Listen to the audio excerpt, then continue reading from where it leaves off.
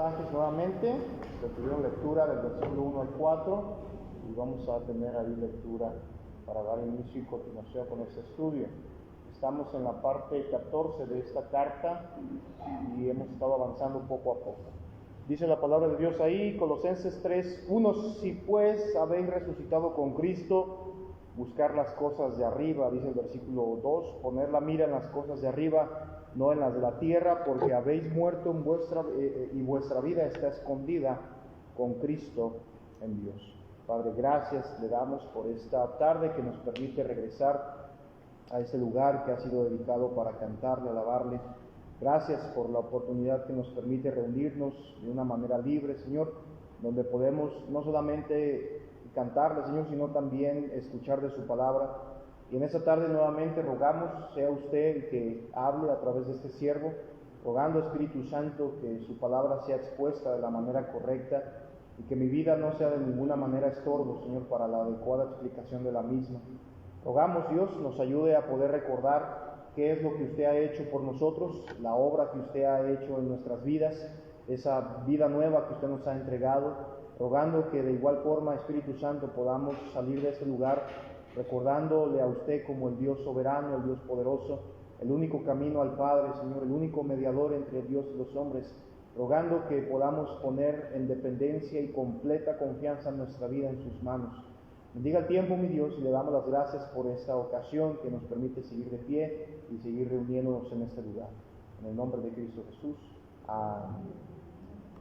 El capítulo 2, hermanos, que acabamos de terminar hace unas semanas atrás, podemos encontrar los peligros y algunas cosas que han sido expuestas a los Colosas, porque recuerda el contexto. Las cartas en la Biblia, y se lo digo de manera general, tenemos cartas en el Nuevo Testamento, y estas cartas en la Escritura han sido dirigidas a las congregaciones y diferentes tipos de creyentes en los diferentes tiempos y edades de la iglesia, donde constantemente había problemas con las personas se enfrentaban a constantes dificultades, constantes problemas, constantes pleitos que había entre personas que estaban enseñando las mentiras, las falsas doctrinas, como lo dice el apóstol Pablo. Y en esta ocasión, recuerde, Colosas, la iglesia en Colosas, los colosenses, estaban enfrentándose a un problema de una enseñanza que había llegado a ellos y que, aunque gracias a Dios la Biblia nos expone que ellos no habían caído en el error, había un problema y un peligro, y este peligro, bueno, se nos expone en el capítulo 2, donde nos empieza a hablar sobre los peligros de las palabras persuasivas, las filosofías, los legalismos,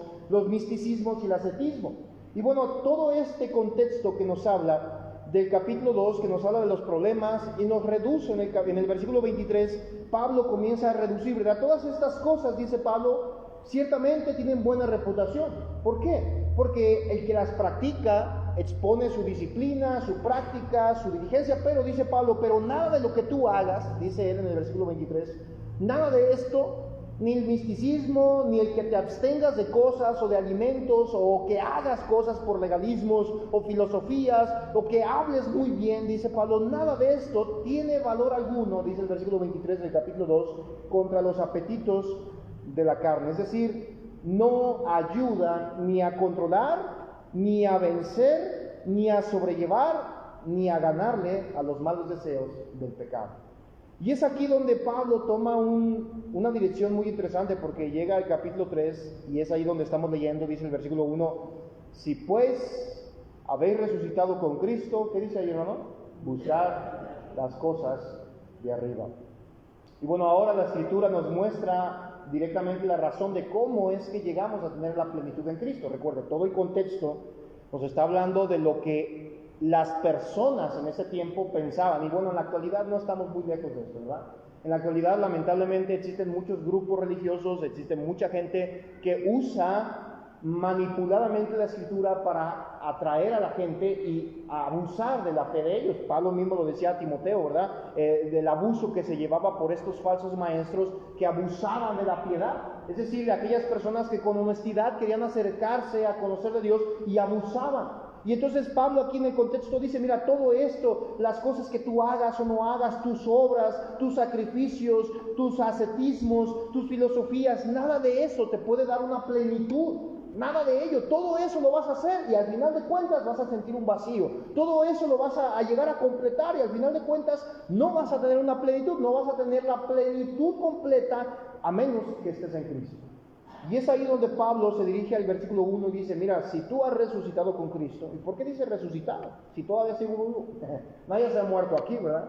Bueno, recuerde que el panorama bíblico nos habla de un contexto de nuestra vida. Pablo nos dice en la Escritura, la Biblia misma nos dice que nosotros antes de conocer al Señor, antes de que usted conozca a Cristo, dice la Escritura, estás muerto en delitos y pecados. Y dice Pablo, antes que nosotros estábamos muertos en delitos y pecados, dice la Biblia que Dios se dio a sí mismo para rescatarnos, para salvarnos.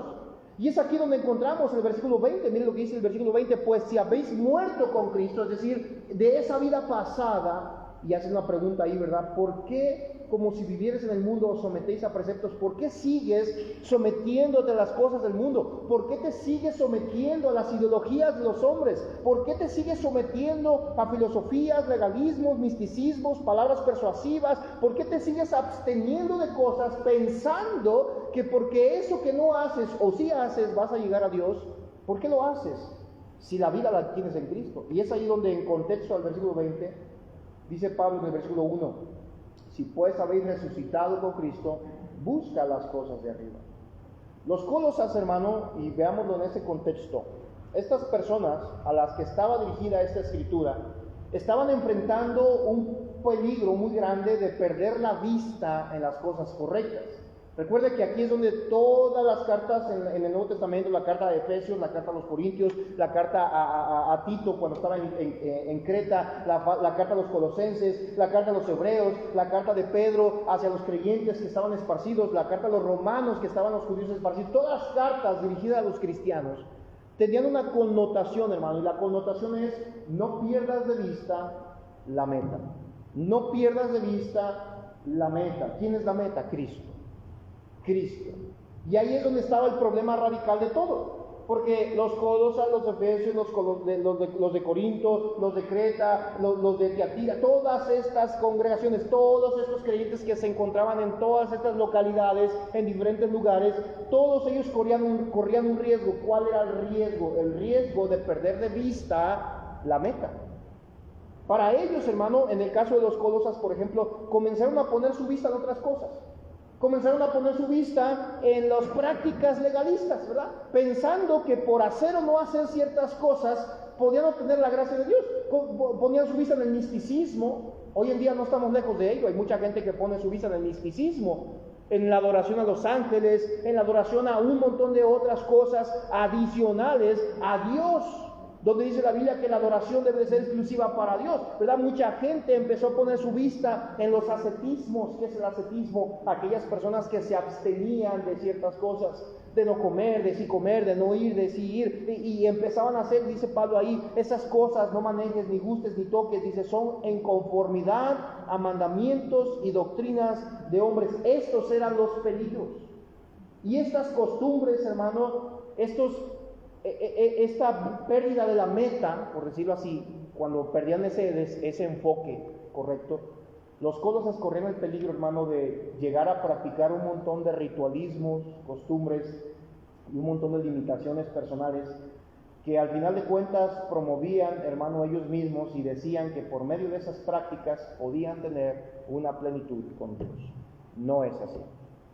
Esa es una de las más grandes mentiras en la religión, hablando a nivel mundial de hoy en día, donde se le dice a la gente, si tú haces esto, y hablando de uno mismo, de mis obras, de mis conductas en cuanto a mis propias prácticas, si tú te limitas a esto, si tú no comes esto, si tú adoras esto, si tú te pones así de rígido y de disciplinado, ¿verdad? Y en todas estas áreas hacia uno mismo, el problema es que los desenfocaban de Cristo y ponían su vista en lo que hacían ellos. Por eso Efesios 2, 8 y 9 dice, por gracia somos salvos por medio de la fe. Y esto no es de nosotros, es decir, que ni la salvación ni la fe es de nosotros, sino que es un don de Dios. Dice, para que nadie se gloríe, es decir, para que nadie llegue a Dios y diga, ya ves, yo sí pude. No, tú no puedes. Tú no pudiste, por esa razón Cristo murió, por esa razón Dios se entregó, porque en Cristo está la salvación, en Cristo está la redención, en Cristo está la plenitud. Ahora, Pablo, hermano, comienza a decirnos algo muy interesante en el versículo 1, del 1 al 4, porque nos empieza a dar un contraste de la resucitación. Algo interesante, miren, vuelvo a leer, versículo 1, Colosenses 3:1. Si pues habéis resucitado con Cristo, buscar las cosas de arriba donde está Cristo sentado a la diestra de Dios. Pero esta primera frase, hermano, nos habla de este panorama de muertos y resucitados. Versículo 20, en el contexto anterior, podemos encontrar que Pablo dice, hemos muerto al mundo. Anteriormente nosotros permanecíamos muertos en pecados. Pablo ahora dice, tú has resucitado. ¿Cómo, Pablo? ¿Cómo es que he resucitado si estoy vivo? Yo no me he muerto, estoy vivo. Bueno, Pablo está hablando dentro del contexto y diciendo, mira, tú has muerto al viejo hombre, a esa vieja naturaleza, a ese pecado que tenías, tú ya moriste a eso, ahora Dios te ha resucitado. Y esa primera expresión, hermano, que se menciona, quiero explicar y quiero denotar aquí, que no es una expresión de posibilidad, es decir, no está diciendo que posiblemente, si tú hayas resucitado, posiblemente vas a buscar las cosas de arriba, no está hablando de ello. No es una posibilidad.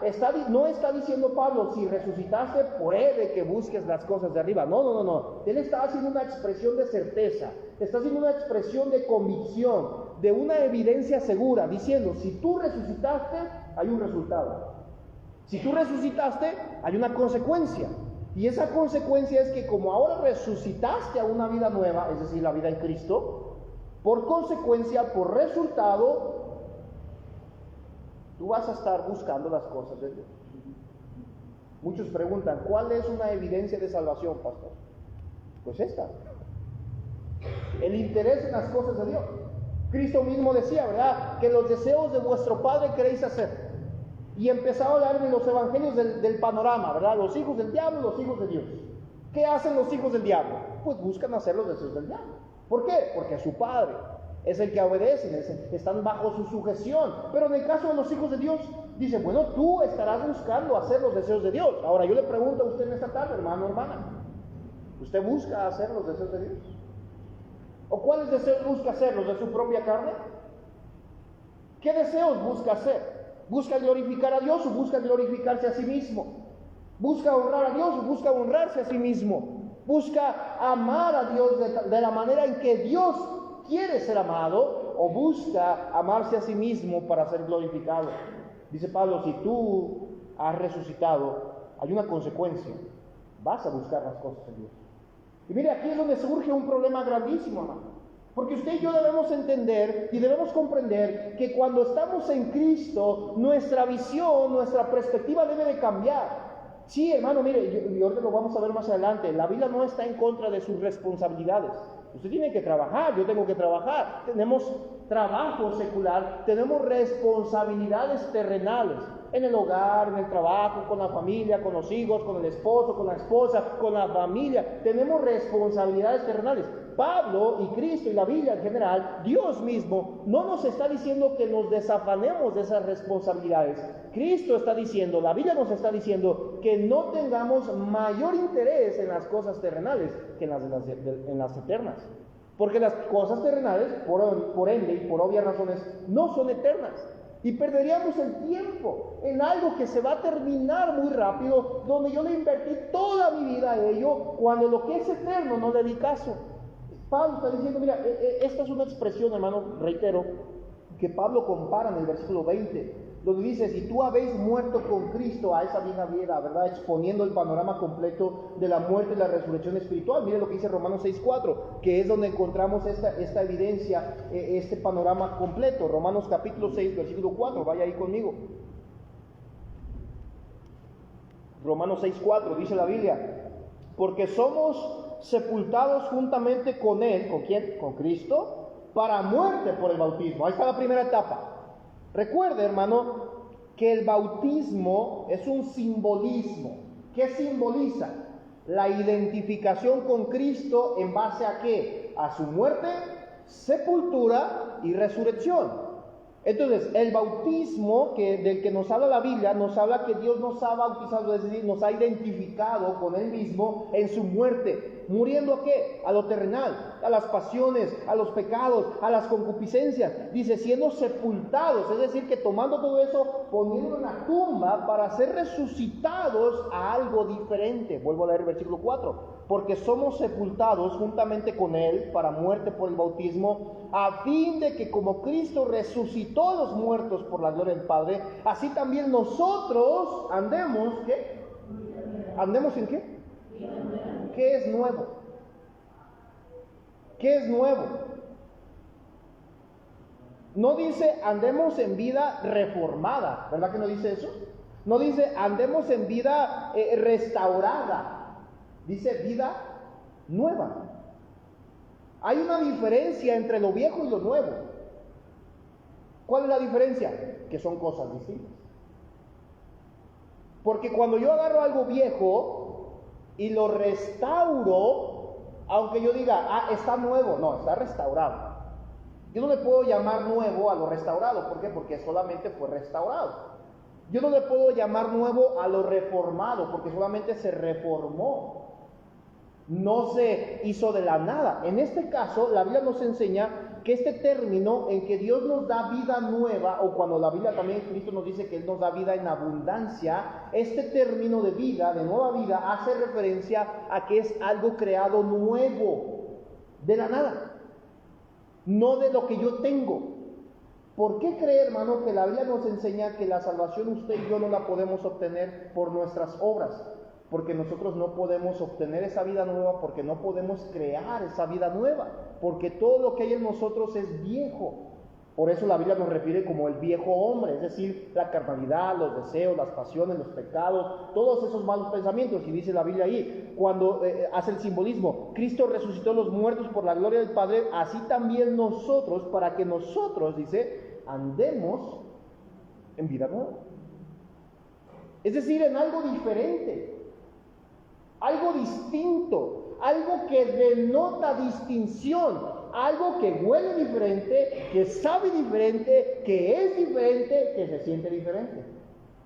Porque si no sería lo mismo. ¿Qué tiene de nuevo eso cuando es lo mismo?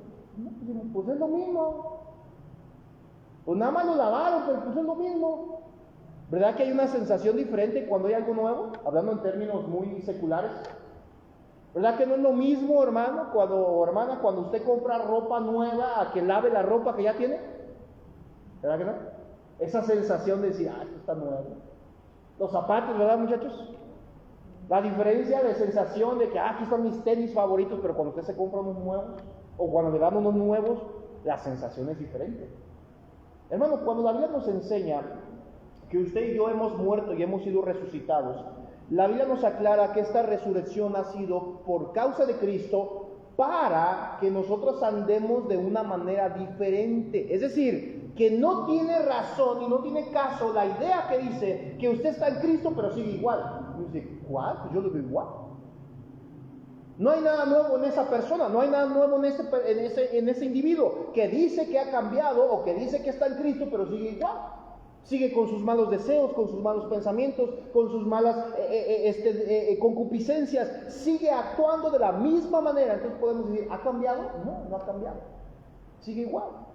Pablo dice, mire, ahí atrás, en el versículo Romanos 6, del versículo 1 al 3, nos habla este panorama. Dice ahí, versículo 3, ¿o no sabéis que todos los que hemos sido bautizados en Cristo Jesús hemos sido bautizados en su muerte? Y nos habla de este panorama. Mira, tú has sido puesto ahí con Cristo para morir al pecado. Entienda esto, hermano, hermana. Usted y yo hemos sido puestos en conocimiento de Dios para conocer a Dios, obviamente, pero para que no andemos en los deseos de antes. Dice ahí Pablo, para que ya no andes con los deseos que tenías, estando en vuestra ignorancia, cuando usted ignoraba de Dios, cuando usted no conocía de Dios, cuando usted no sabía de Dios, pero ahora que usted conoce, para que andemos, dice Pablo aquí, en vida nueva, dice el versículo 5, Romanos 6:5, porque si fuimos plantados juntamente con Él, en la semejanza de su muerte, así también lo seremos en la de su resurrección, sabiendo esto, que nuestro viejo hombre fue crucificado juntamente con Él. ¿Qué crucificó Cristo en la cruz? Dice la Biblia que en Él fueron puestos los pecados, ¿de quién? De todos, incluyendo los de usted y los míos. Eso quiere decir que nuestro cuerpo de pecado, porque lo dice Pablo aquí, nuestro cuerpo de pecado, nuestro pecado mismo, fue puesto ahí para que fuera destruido, dice, para que el cuerpo de pecado sea destruido a fin, con el objetivo, con la meta, con la idea de que no sirvamos más, ¿a qué? Hermano, esta resurrección que se ha experimentado, hablando en ese panorama espiritual, no solamente cambia, y no dice puede, no le estoy diciendo que puede, no, cambia, porque Pablo nunca dice, mira, cuando vengas a Cristo y resucites, puede que cambies. No está hablando de esa manera, no está haciendo una expresión de posibilidad. No está diciendo, si tú vienes a Cristo, puede que cambies. Si tú vienes al Señor, puede que cambies. Si tú crees en el Señor, puede que te arrepientas. Si tú te arrepientes, puede que Dios te salva. No es una posibilidad. Está diciendo algo con convicción, con certeza, con evidencia segura, diciendo, si tú estás en Cristo, nueva criatura eres. Vienes a vida nueva. Si vienes a vida nueva y tú experimentas esa vida nueva, una de las cosas que va a producirse en ti es que no solamente va a cambiar tu conducta, sino también tu intelecto. Y hay nuevos valores de vida basados en Cristo que te van a dominar. Lo que pensabas antes como bueno, ya no lo vas a pensar como bueno. Vas a decir, eso que yo hacía no es bueno. Es como cuando un joven madura. Ya no le voy a preguntar cuántos maduraron aquí, porque son así, pues yo, ¿verdad? Cuando usted entró en esa etapa de madurez, quizá usted la recuerde, hermano maduro o joven maduro, porque hay jóvenes maduros. Esa etapa de madurez donde se dio cuenta que esas cosas que hacía, pues, ¿para qué? Uno dice, yo no sé para qué hacía eso. ¿No le pasó? Yo a veces la digo con mi esposa y empezamos a recordar de nuestra juventud, ¿verdad? Y de nuestra niñez y adolescencia, cuando éramos vagos, ya no somos tan vagos, ya no, ¿verdad? Y éramos muy vagos y decíamos, yo no sé para qué hacía eso. Y luego yo le platico experiencias a mi esposa y me dice, no más lo que andabas haciendo, y luego te quejas de por qué tus hijos son así, ¿verdad? Y yo, las estoy pagando a lo mejor, ¿verdad? Pero digo, yo no sé por qué hacía eso, yo no sé por qué se me ocurría hacer esas cosas, esas locuras, yo no sé por qué se me ocurría andar haciendo esas vagancias. ¿Por qué? Porque estábamos esclavizados en esa idea de que eso era lo bueno. Pero ahora que hemos madurado, ahora que crecemos, ahora que llegamos a la vida adulta, ahora que somos padres, entendemos y decimos, todo eso que yo hice no es bueno. Lo mismo que pasa con Cristo. Usted viene a Cristo, el Señor le da el entendimiento, a través de su palabra le dice, escudriña mi palabra porque en ella está la vida eterna, y usted la ve y usted se da cuenta, toda esa vida que yo llevaba, mis pecados, mis deleites personales, todo eso era un cuerpo de pecado, pero ahora que estoy en Cristo, yo tengo que vivir en Cristo, dice el versículo 7, Romanos 6:7, dice, porque en Él, el que ha muerto ha sido justificado del pecado, y si morimos con Cristo, creemos que también viviremos con Él. Hermano, hay nueva visión. Colosenses, cuando Pablo está hablando de los Colosenses, vaya ahí conmigo por favor, Colosenses capítulo 3, Pablo le está diciendo a los Colosenses, miren hermanos creyentes, diciéndoles en general, diciendo, mira, aquí hay un problema, todas esas filosofías, palabras persuasivas, legalismos, misticismos, ascetismos, todas esas son conductas y son preceptos y conceptos y doctrinas de hombres en conformidad a mandamientos de ellos, que no te van a ayudar en nada en tu vida espiritual. Ciertamente tienen buena reputación, dice el versículo 23. ¿Por qué? Porque tienes que esforzarte para hacerlos, ¿verdad? Bueno, ¿a quién no le cuesta dejar de comer algunos alimentos? A veces mi esposa y yo tenemos que bajarle a ciertos alimentos, pero por fuerza. Pero cuando no es por fuerza, ¿verdad que no es tan fácil? Cuando usted quiere hacer dieta, ¿cuántos han querido hacer dieta? A ver, date mano. No, nadie. Todos alguna vez en su vida dijeron, voy a hacer dieta.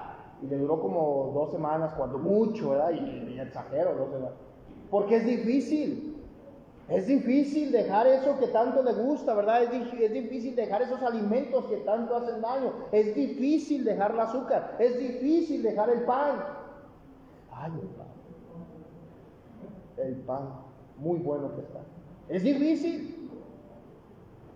Y cuando usted lo hace, y lo cumple y lo lleva al pie de la letra, ¿verdad? Y usted lo empieza a compartir y la gente lo ve, que usted está disciplinado en hacerlo, dicen, wow, qué buena voluntad tiene ese hombre, qué buena diligencia tiene esa mujer, qué buen dominio propio tiene, y da testimonio de ese culto voluntario de que usted es resistente. Pero dígame, ¿en qué le beneficia para su vida espiritual? Ahora, no le estoy diciendo que usted se coma mal y se alimente mal y se enferme, no. Estoy hablando en este panorama. Dice Pablo, todas esas cosas no te ayudan de ninguna manera contra los apetitos de la carne. Porque me va a decir usted que porque dejó de comer pan, ya no tiene el deseo de andar de chismoso. ¿Verdad que no? Usted, y pastor, voy a dejar el azúcar, ¿verdad? Para ya no pecar, ¿verdad que no pasa eso?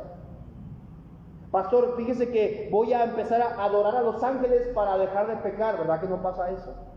Pastor, de aquí en adelante voy a vestir mejor de lo como visto hoy para dejar de pecar, ¿verdad que no pasa eso? Porque yo conozco gente muy bien vestida, que son unos pecadores, chuecos, corruptos, mentirosos, abogados, digo, esos no, ¿verdad? No deja de pasar eso. ¿Por qué? Porque Pablo nos está dando el panorama diciéndoles, entendamos esto, todas esas cosas tienen buena reputación, son buenas para unos usos. El que te abstengas de ciertos alimentos es bueno para tu salud, el que vistas bien es bueno para tu testimonio, el que aprendas de muchas letras es bueno para ti, para tu cerebro, pero no te ayudan en tu vida espiritual en cuanto a los apetitos de la carne. Esa área, ese trabajo, ese concepto solamente en Cristo. Sin Cristo no vas a poder, sin Cristo no vas a avanzar. Ahora la pregunta es, ¿resucitados para qué? Dice Pablo ahí, Colosenses 3:1, si pues habéis resucitado, es decir, si tú eres de Dios, si tú resucitaste, tú vas a buscar las cosas de arriba. Dice, donde estás en Cristo sentado a la diestra de Dios, pon la mirada en las cosas de arriba, no en las de la tierra. ¿A qué se refiere eso? A que estemos con la mente en las nubes, ¿verdad? Como decimos, es que tiene la mente en las nubes. No está hablando de ello, hermano. Por causa de lo que ya habló en el pasado, en el contexto mismo, hermano, en realidad está diciendo Pablo, si tú ves este panorama de lo que está ofreciendo el mundo y de lo que te ofrece Dios de este lado, y tú eres de Dios, tú vas a ver las cosas de Dios. Vas a buscar honrarlo, amarlo, servirle, para que a través de ello produzcas un fruto. Pero las cosas terrenales, ¿qué hay de mis responsabilidades, Pablo? ¿Qué hay de mis responsabilidades? Dice Pablo, esas cosas te ayudan, tienes que ser responsable, pero no te van a beneficiar. ¿Quieres limpiarte de pecado? ¿Quieres honrar al Señor? Pon la vista en Cristo y empiézate a enfocar en las cosas celestiales. Si hemos resucitado, dice Pablo, pondremos entonces las prioridades en su lugar, las celestiales en donde deben de ir y las terrenales en donde deben de ir. La práctica diaria en lo celestial, pero preferiremos lo eterno antes que lo temporal. Eso es una persona madura en Cristo. Ahora, esos mismos pasajes, hermano, Colosenses capítulo 3, versículo 1 y 2, fíjense lo que dicen las siguientes tres traducciones referente a esto. La traducción bíblica, Palabra de Dios para Todos, traduce estos pasajes de la siguiente manera, diciendo, con Cristo ustedes fueron resucitados de la muerte, es decir, con Él, sin Él no. Con Él fuimos resucitados de la muerte. Dice, por esa razón, busquen las cosas del cielo, donde está Él sentado a la derecha de Dios. Concéntrate en las cosas celestiales y no en las terrenales. La Reina Valera 1989 dice lo siguiente, siendo pues que habéis resucitado con Cristo, buscar las cosas de arriba, donde Cristo está sentado a la diestra de Dios. Ocupa la mente en las cosas de arriba, no en las de la tierra. Te pregunto yo, hermano, ¿qué es lo que más ocupa su tiempo en su mente? No le estoy diciendo que usted no se aplique, por ejemplo, los jóvenes, ¿verdad?, que están estudiando. Ellos tienen que aplicar su mente al estudio. Tienen que estudiar para sus exámenes, sus trabajos, sus proyectos, para lo que tengan que hacer en la universidad, en la preparatoria, en el CETIS o donde estén, en la secundaria, en la primaria, hasta en el kinder. Tanto los niños como los jóvenes tienen que aplicar su mente a ello. ¿Es malo eso? No. Porque es parte de sus labores, de sus trabajos, de su crecimiento. Pero lo que Pablo está diciendo aquí, lo que la Biblia nos está diciendo es que, ¿qué es lo que más ocupa el tiempo en tu mente? ¿Qué es? Ocupa la mente en las cosas eternas, es decir, en el caso de los jóvenes o de los adultos, ¿en qué invertimos más nuestra mente? Pastor, es que tengo que estudiar, sí, pero yo te aseguro que el estudio no es lo que más inviertes tu mente.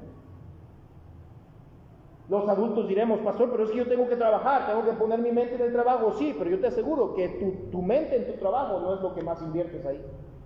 ¿Qué es en lo que más invertimos nuestra mente? Y es lo que dice Pablo, busca las cosas de arriba. Aquel que ha resucitado, aquel que está en Cristo, va a ocupar su mente en las cosas eternas.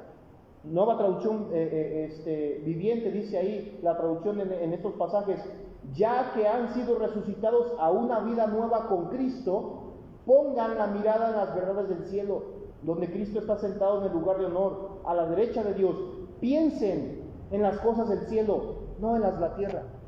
Y reitero, a esto el escritor no nos está diciendo que ustedes hagan a un lado todas sus responsabilidades, no, porque todos tienen trabajos.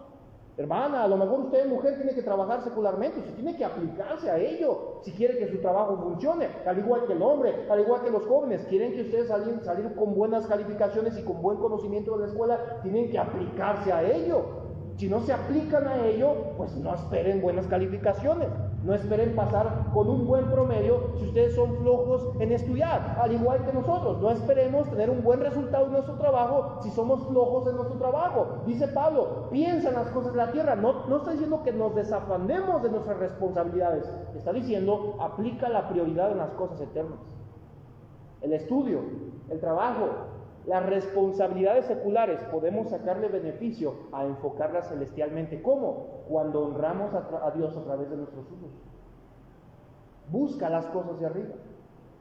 Muchas veces decimos nosotros, pastor, sí, es que lo importante es buscar las cosas de arriba, pero la pregunta es, ¿lo hacemos? ¿Estamos pensando constantemente cómo honrar a Dios, cómo glorificar a Dios, cómo amar a Dios a través de lo que hacemos? ¿Cómo buscar la guía de Dios en nuestro trabajo? Mire, simplemente en nuestra vida secular, hermano, Dios debería de ser el primero en todo. Es decir, que nosotros deberíamos de dedicar nuestra vida a decir, Señor, aquí está mi vida en dependencia a ti, y ya sea que trabaje o no trabaje, que camine o no camine, tú vas a controlar mi vida. Eso es poner la vista en las cosas celestiales. Pero pensamos diferente. A Dios lo hacemos a un lado y decimos, no, primero esto, primero mi meta, primero mis glorias personales, primero mis gustos. Dice Pablo, busca las cosas de arriba. Esta expresión, hermano, que dice ahí en el versículo 2, poner la mirada en las cosas de arriba, no en las de la tierra, nos habla, hermano, de tener una perspectiva correcta de las prioridades de la vida espiritual. Prioridades. ¿Se acuerdan los que fueron a la conferencia de matrimonio? ¿Recuerdan la dinámica que nos hicieron? De las prioridades, y nos proyectaron ahí muchas cosas, ¿verdad? Trabajo, casa, amigos, diversiones, descanso, esposa, hijos, etcétera, etcétera, y luego pusieron ahí revueltas. Y la dinámica consistía en que usted y yo teníamos que escribir ahí cuáles eran nuestras prioridades, ¿verdad? Era obvio que todos iban a poner Dios es el primer lugar, pero ¿realmente es Dios el primer lugar? Realmente decimos, el Señor está aquí en primer lugar para mi vida, a tal punto que Él me guía en mi pensamiento, en mi mente, que al punto de que cuando yo voy a hacer algo, decir algo, hasta me pongo a pensar primero, Señor, esto es lo correcto. ¿Realmente hacemos así? Hermano, nos habla esta expresión del versículo 2. Pablo está diciendo, mira, todo esto que hablamos del capítulo 2, ascetismos, palabras, filosofía, legalismo, misticismo, todas esas son cosas terrenales. Todo lo que busca el hombre, la gloria propia, el gusto propio. Pablo se lo decía a Timoteo, ¿verdad? Ya con los de Éfeso, de la problemática que había con los líderes que querían hacerse doctores de la ley para ser vistos, para que les aplaudieran. ¿Por qué lo hacemos? Hermano, la vida espiritual debe de tener sus prioridades, a diferencia de las terrenales, hermano, que son con respecto a la comida, bebida, ornamentos, reglas ascéticas y obras de la carne. Dice Pablo, no, esta expresión de poner la mira en las cosas de arriba es tener una perspectiva correcta de las prioridades. Mire lo que dice Mateo 6, Mateo capítulo 6. Vamos a ver lo que dijo Cristo. Mateo capítulo 6. Mateo capítulo 6, versículo 20. Voy a leer el versículo 19, dice, no os hagáis tesoros en la tierra, donde la polilla y el orín corrompen y donde ladrones minan y hurtan, sino haceos tesoros en el cielo, donde ni la polilla ni el orín corrompen y donde ladrones no minan y ¿qué? Y no hurtan. Porque donde esté vuestro tesoro, ¿qué? Ahí estará vuestro corazón. Pregunta, ¿Cristo estaba en contra de los bienes materiales? No. De ninguna manera Cristo estaba en contra de los bienes materiales. Entonces, ¿por qué Cristo aquí está diciendo esto? Lo mismo que pasó con el joven rico. Cuando el joven rico se acercó con él y dijo, no, Señor, ya esos mandamientos todos los he cumplido desde mi juventud. Y dijo Cristo, te falta una cosa, vende todo lo que tienes, dale a los pobres. Dice la Biblia que el joven se entristeció, se volteó y se fue. ¿Que Cristo está en contra de los bienes materiales? No, hermano, Cristo está en contra en que cualquier cosa, incluyendo los bienes materiales, estén en primer lugar antes que Dios. Esa era la problemática del joven rico. Sí, había honrado a sus padres, sí, era diligente, sí, era honesto con las autoridades, sí, era obediente en muchas reglas, sí, ahí estaba guardando todas esas leyes desde la juventud, pero en cuanto a los bienes materiales, eran su prioridad antes que Dios. Y cuando Dios le dijo, vende eso, no lo estaba diciendo con el afán de que el hombre se quedara pobre, sino de que el joven entendiera que le faltaba una cosa, que era la más importante: amar a Dios con todo su corazón. ¿Qué dice aquí Cristo? Haz tesoros en el cielo. Pon tu vista en las cosas de Dios. Dice el versículo 33, allá adelantito. Si usted sigue leyendo del versículo 19 al 33, usted empieza a encontrarse con todo este panorama de las riquezas, del afán. Y dice el versículo 33, mas buscad primeramente el reino de Dios y su justicia, y todas estas cosas de las que habló Cristo en el contexto, que está hablando del cuidado, de manutención, de los alimentos, del vestido, dice, ¿serán qué? Añadidas. Mire, hermano, creo que todos, sin lugar a dudas, todos aquí, tenemos comprobado que cuando usted se enfoca en Dios, Dios provee sus necesidades. Ojo aquí, necesidades, no caprichos. Porque muchos confunden necesidad con capricho. Pastor, pues yo me he entregado a Dios y Dios no me ha hecho millonario. Es un capricho. Estamos hablando de las necesidades. Dice Cristo, si tú te pones a buscar primeramente el reino de Dios, es decir, si tú pones a Dios en primer lugar en tu vida, si tú amas a Dios sobre todas las cosas, si tú pones a Dios en primer lugar en tu vida, aún sobre tu propia familia, pones a Dios en tu vida, Dios cuidará de ti y de todo lo que tienes. Ya ve que muchos decimos, no, pues si Dios es el primero. ¿Seguro que Dios es el primero en su vida? Filipenses 4:8. Fíjense, una de las cosas que tenemos que estar en mente, Filipenses capítulo 4, versículo 8, dice, pero por lo demás, hermanos, todo lo que es verdadero, todo lo honesto, todo lo justo, todo lo puro, todo lo amable, todo lo que es de buen nombre, si hay virtud alguna, si algo digno de alabanza, ¿qué dice?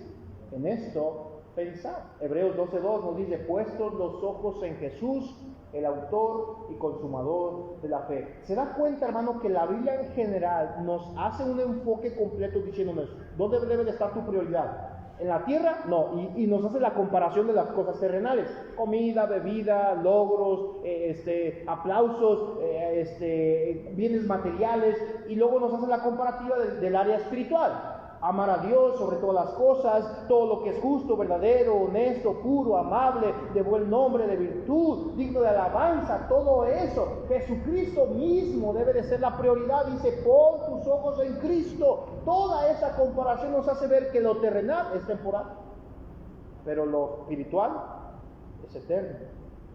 Hermano, es bueno recordar que el tiempo es corto. Por eso Pablo, cuando está hablando de los Colosas, les está diciendo, todo eso que tú quieras hacer, mira, tiene buena reputación, está bien, vas a tener buen testimonio en esa área, pero no te va a ayudar de ninguna manera en tu área espiritual. No lo va a hacer. Deja de comer si quieres tú 2 meses. Pero si lo estás haciendo con el objetivo de ser limpiado, no vas a poder, porque el único que limpia de todo pecado es Cristo. Pon tus ojos en Cristo. Cuando nosotros pensamos en ello, hermano, y cuando nosotros caemos cabalmente en la realidad de que todo es temporal y el tiempo es corto, todo lo que tenemos aquí en la tierra es temporal y corto, Hermano, eso nos va a llevar a evitar las actividades terrenales que nos estorben en lo que es eterno. Me explico de una manera muy simple, lo voy a decir de esta manera. ¿Usted invertiría el tiempo en algo que no sirve para nada? Siendo honestos, hermano. Ahora, siendo honestos, ¿cuántos aquí en su momento, por desconocer las situaciones de cualquier cosa, llegaron a invertir, y no estoy hablando económicamente, estoy hablando de esfuerzos, tiempos y muchas cosas, llegaron a invertir tiempo incluso en algo que no servía para nada y ustedes dijeron, perdí mi tiempo? ¿Cuántos han hecho eso? ¿O cuántos les ha pasado eso? Que ustedes hacen algo y dicen, pues al final de cuentas no sirvió de nada. Perdió su tiempo.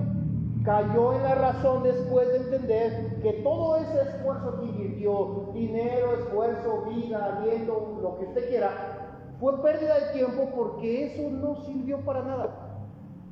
La Escritura nos dice, si tú vieras y nosotros viéramos de esa manera las cosas terrenales, entenderíamos y podríamos entonces invertir más en las cosas que sí valen, que son eternas. Y vamos a hacer a un lado lo que nos estorba en nuestro crecimiento espiritual. Reitero, la Biblia no está diciendo que quitemos o que dejemos de nuestras responsabilidades terrenales. No, usted tiene que trabajar, trabaje, usted tiene que estudiar, estudie, usted tiene que hacer cosas, hágalas de acuerdo a lo que tiene que hacer ciertamente. Pero cuando usted comienza a entender que hay cosas que no sirven para nada, usted no va a invertir, ¿no? Hace muchos años atrás, un compañero de aquí del trabajo me empezó a platicar sobre un proyecto que él tenía. Y me dijo, mira, te invito, fíjate que estoy en un proyecto porque has visto del negocio de la sábila, me decía él. El negocio de la sábila. Yo, de sábila. No, mira, hay que invertir y hay camiones y están pagando muy bien y voy a invertir. Le dije, mira, está muy difícil eso. Yo no soy comerciante, no le sé mucho los negocios, pero piénsale bien. Le dije, estamos en un lugar donde no se trabaja la sábila. Se trabaja la caña, se trabaja el agave, se trabaja el maíz, pero la sábila, aquí yo no veo gente cultivando sábila. Es más, se trabaja la jícama en temporada. Hasta los invernaderos están invirtiendo en otras cosas, pero la sábila, no, mira que yo voy a invertir y invirtió. Perdió su tiempo. A las semanas vino y me dijo, sí, la regué, dice, perdí dinero, se me echó a perder todo, dice, porque no hay quien la trabaje, no hay... Era obvio. Pero no me vuelve a pasar, dice, no vuelvo a invertir en algo que no tiene caso a invertir. Hermano, ¿por qué nosotros seguimos invirtiendo tiempo en nuestra vida terrenal? Y no estoy hablando, reitero, de los usos responsables que tenemos. Estoy hablando del pecado.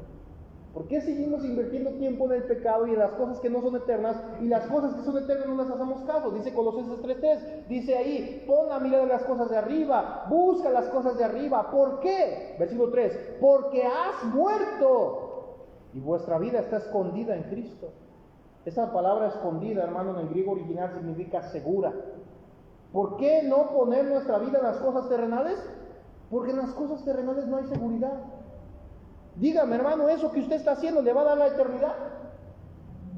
Sus obras, simplemente hablando de las obras, las buenas obras, hermano, si usted las hace con el objetivo de alcanzar la vida eterna, no lo va a lograr.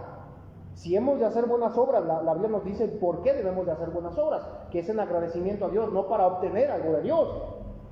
En lo terrenal, hermano, no hay nada que pueda darnos la seguridad, ni las palabras persuasivas de lo que dice Pablo en el contexto, porque está hablando del contexto.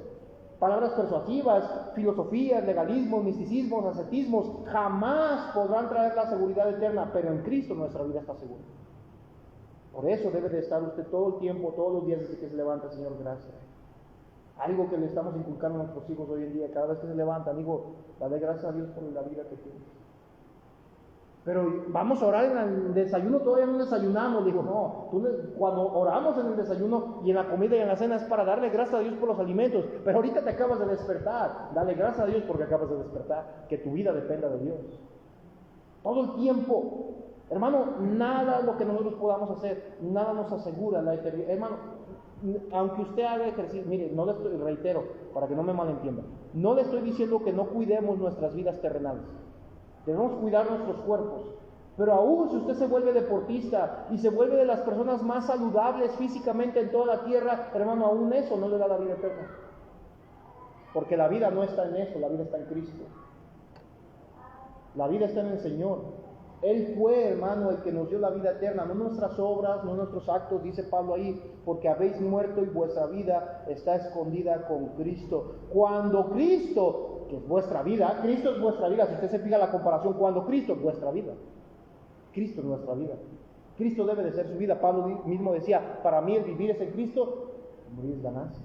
Cuando Cristo vuestra vida se manifieste, entonces vosotros también seréis manifestados con Él. ¿En dónde? En gloria. Hermano, Dios pudo negarse a enviar a Cristo a la tierra a morir. Dios pudo hacerlo, pero no lo hizo. Cristo pudo haberse negado a entregarse en la cruz, pero no lo hizo. Pudo haberse defendido ante el concilio, ante Herodes, ante Pilato, ante los que le recriminaban de que era un mentiroso, pero no lo hizo, enmudeció. Cristo, hermano, bien pudo haber llamado a legiones de ángeles para que pelearan por Él, pero no lo hizo. Bien, Él pudo haber expuesto cada pecado y juzgarlo en ese momento sin dar misericordia a nadie, pero no lo hizo. ¿Pero por qué? Como cordero enmudeció y fue llevado al matadero, como dice Isaías 53. ¿Por qué lo hizo así? Porque a pesar de su inocencia de Cristo, hermano, Él fue y es el sustituto en la condena a los hombres muertos en pecados para resucitarlos y darles vida. A usted y a mí. Él fue.